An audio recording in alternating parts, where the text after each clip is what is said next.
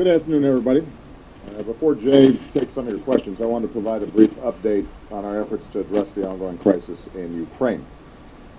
Since the Russian intervention, we've been mobilizing the international community to condemn this violation of international law and to support the people and government of Ukraine. This morning, I signed an executive order that authorizes sanctions on individuals and entities responsible for violating the sovereignty and territorial integrity of Ukraine, or for stealing the assets of the Ukrainian people. According to my guidance, the State Department has also put in place restrictions on the travel of certain individuals and officials. These decisions continue our efforts to impose a cost on Russia and those responsible for the situation in Crimea. And they also give us the flexibility to adjust our response going forward based on Russia's actions. We took these steps in close coordination with our European allies. I've spoken to several of our closest friends around the world, and I'm pleased that our international unity is on display at this important moment. Already we've moved together to announce substantial assistance for the government in Kiev, and today in Brussels, our allies took similar steps to impose costs on Russia. I am confident that we are moving forward together, united in our determination to oppose actions that violate international law, and to support the government and people of Ukraine. And that includes standing up for the principle of state sovereignty.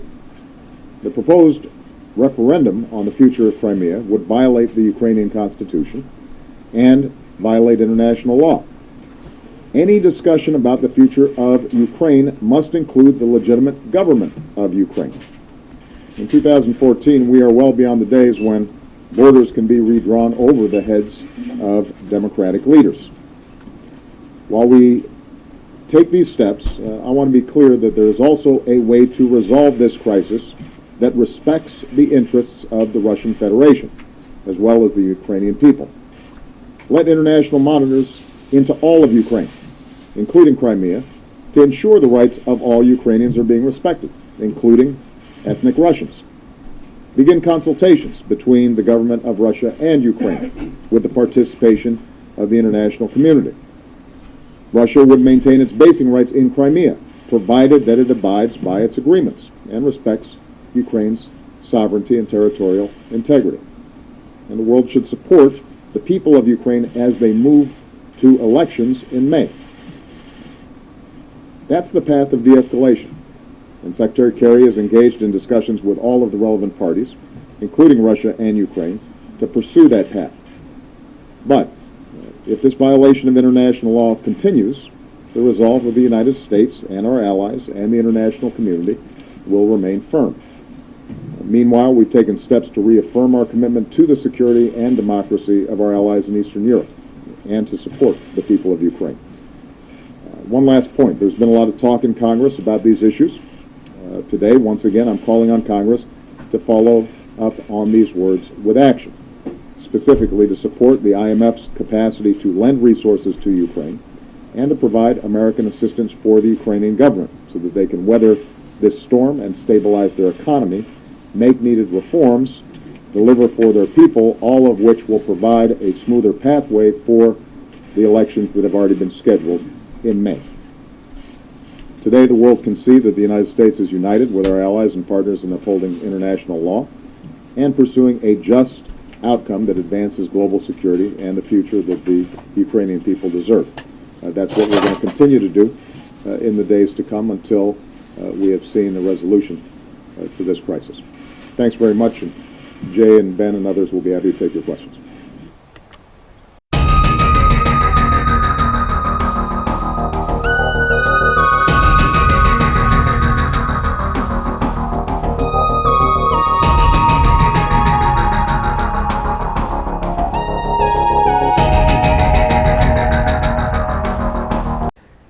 Live, this is One for the Record. I'm Diane, and today is March 6, 2014. Here are your news updates for today. E&E News, Energy News, Japan, Fukushima. It appears high levels radioactive contaminated water is flowing into ocean at Fukushima. Fear nuclear complex might not be scrapped. Nuclear officials admit disaster at plant is barely being managed. Also, today, E&E News, Energy News, U.S. Canada. Today, whip release story doesn't add up. Accident is unbelievable. New tests show high level release underground. Contains things far more radioactive than high level waste. I want to hear what really happened down there. That's in New Mexico. Alrighty. It's the eve of Friday. It's 4 days down, 1 to go before the weekend. Stay tuned. Be prepared for anything, especially asteroids that no one can see. And it takes forever to try to track down any type of NASA live footage. It's insanity. So alrighty then, take care. See you again tomorrow on the flip side. Stay tuned. I'll put something on about fracking. Be safe. I often discuss the many dangers associated with hydraulic fracturing or fracking. From artificial earthquakes to sinkholes, there's mounting evidence that proves that the environmental risks posed by fracking far outweigh its net energy benefit. Now, you might also be familiar with the liquid that's used for fracking, a chemical cocktail used to break down rocks to help with the drilling. Well, this same liquid has been found to be associated with a whole host of adverse health effects all across the country. Now, adding to these concerns is the practice of offshore fracking. In the case of California, federal authorities have granted permits to oil rig operators to dump billions of gallons of fracking waste into the Pacific Ocean every year. But this license to pollute isn't sitting too well with environmental activists who have recently filed a legal petition urging the federal government to establish restrictions on this horrible practice. So join me now to break down what the effects of this toxic waste are and what exactly the new petition is calling for. I'm joined by RT correspondent Ramon Galindo. Thanks so much for coming on, Ramon. Good to be here, Abby. So first of all, tell me exactly what this fracking waste consists of and how much of it's ending up in the ocean every year. Sure. Well, one of the big problems, Abby, is that people don't know what is inside of these of this fracking waste. These oil companies aren't supposed, or they haven't been disclosing the type of chemicals in here, and there really hasn't been any sort of long-term study on the negative effects that it's having on the marine life. However, the EPA, they do regulate what is dumped into the water. Technically, offshore oil rigs are not supposed to be dumping anything into the water unless you have a permit. Now, this is a copy of the permit which allows tons of different fluids to be dumped into the ocean. They include domestic and sanitary waste, blowout preventer fluid, and according to the Center for Biological Diversity, there's also fracking waste being dumped into the ocean. So right now what they're trying to do is make sure that these offshore drillers aren't allowed to dump any of this waste, and they're really challenging the EPA to look into these negative effects that they're having on human and animal life. So you're saying that as it stands right now, the EPA is not really assessed. Well, first of all, we don't really know exactly what's being dumped, and second of all, the EPA has not assessed actually any sort of effects environmentally of the dumping into the ocean, correct?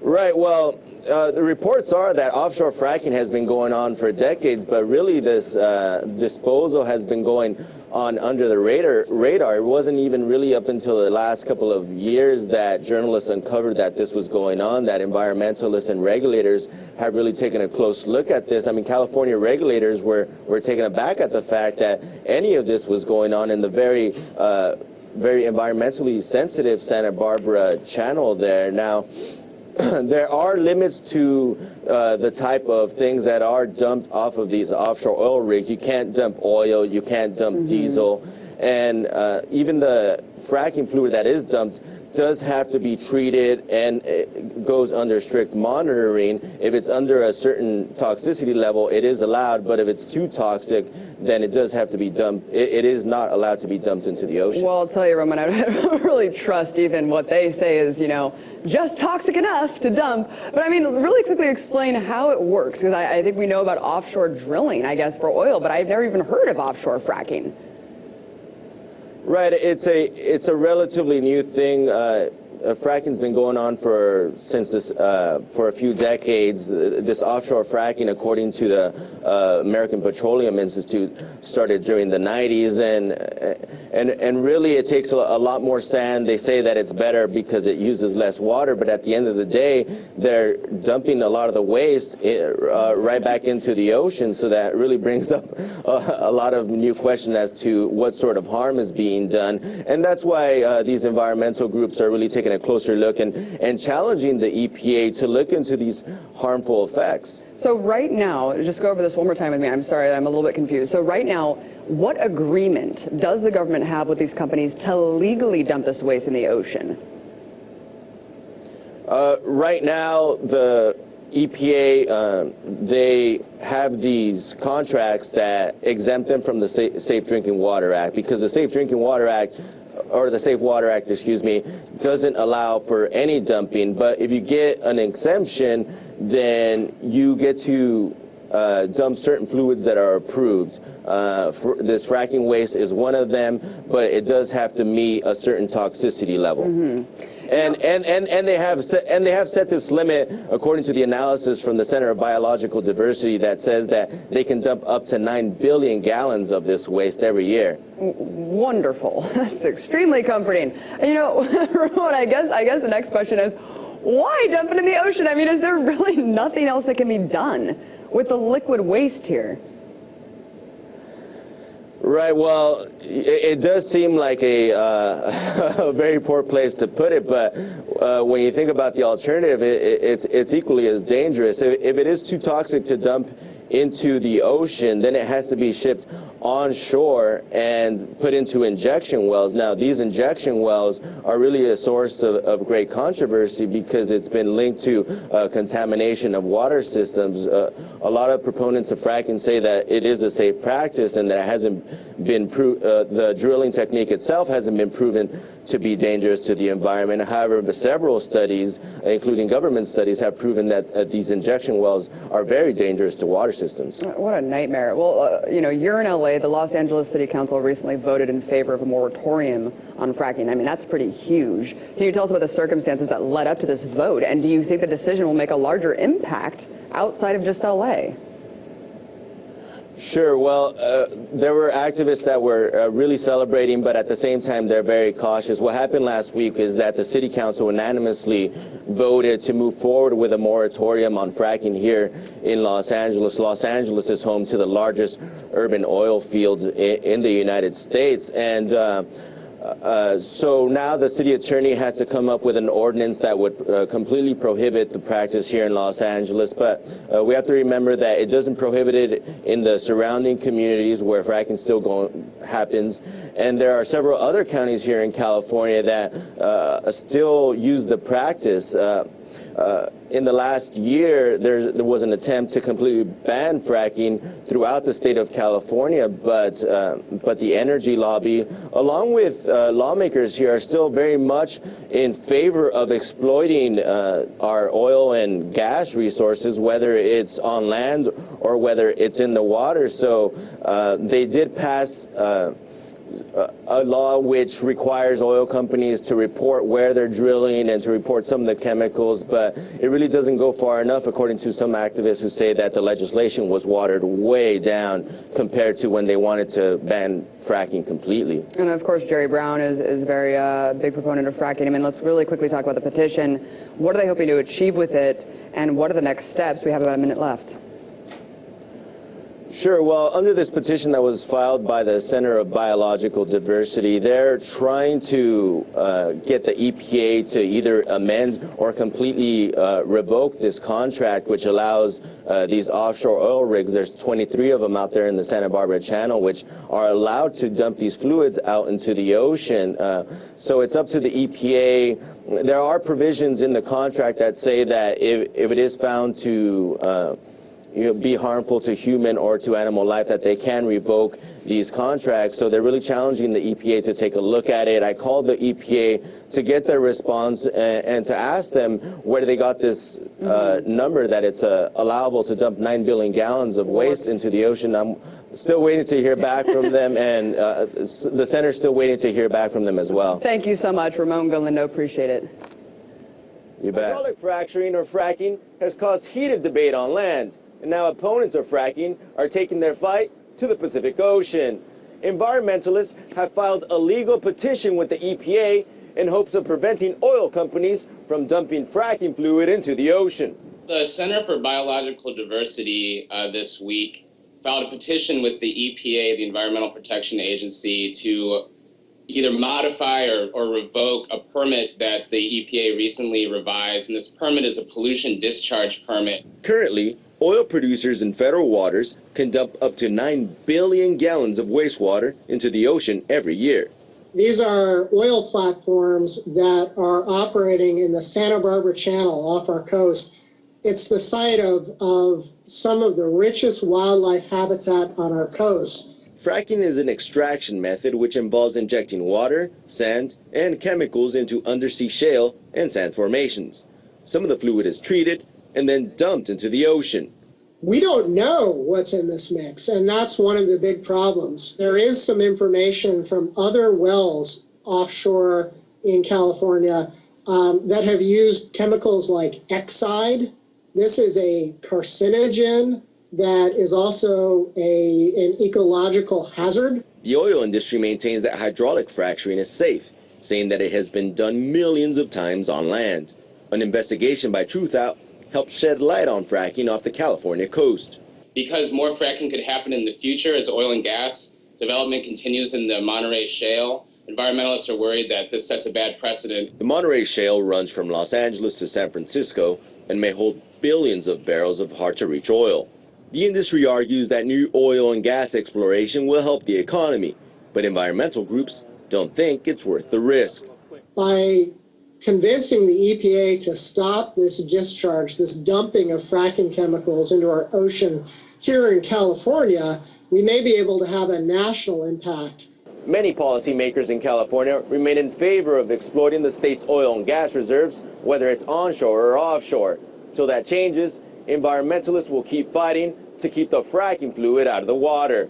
In Los Angeles, Ramon Galindo, RT. Bienvenidos todos. I'm Abby Martin, and this is Breaking the Set. You know, sometimes there's a story that just defines hypocrisy. One is how Facebook CEO Mark Zuckerberg bought out his neighboring mansion so he could have some privacy. Never mind the millions of Facebook users whose personal data is sold off to vulture businesses. Another is a story that broke just a few days ago. See, Exxon is the largest natural gas producer in the U.S., and if you've been following the downward spiral of U.S. energy consumption, you know that the government and big energy are pushing hard for fracking all across the country. But don't you dare frack on Exxon's CEO's Rex Tillerson's yard. See, this millionaire scumbag thinks it's perfectly okay to poison the planet with toxic pollution at the hands of his precious business, but as soon as his pristine landscape gets scarred, well, that's just not acceptable. See, Tillerson and his rich neighbors have filed a lawsuit in an attempt to shut down a fracking project that's just a little too close to his Texas mansion. And they're petitioning the town to block the tower that would provide water for fracking because of how much of an eyesore it would be. In the suit, they actually go as far as claiming it's illegal. It would create a noise nuisance and traffic hazards. Interestingly enough, Mr. Tillerson's day job is literally to debunk the same claims he's making in the lawsuit and to promote hydraulic fracturing, a practice that has already been proven to cause earthquakes and birth defects at the very least. In fact, Tillerson has even gone as far as saying that those who oppose and try to regulate fracking are, quote, holding back the American economic recovery, growth, and global competitiveness. Wow. I find it absolutely fascinating that CEOs and politicians find it perfectly acceptable to completely strip the environment, toxify the land, and poison the air as long as it's someone else's land, someone else's family, someone else's life. I'm just waiting for Tillerson to set his own PR machine against himself. After all, he wouldn't want to be accused of holding back the growth of America, would he? Now let's break the set.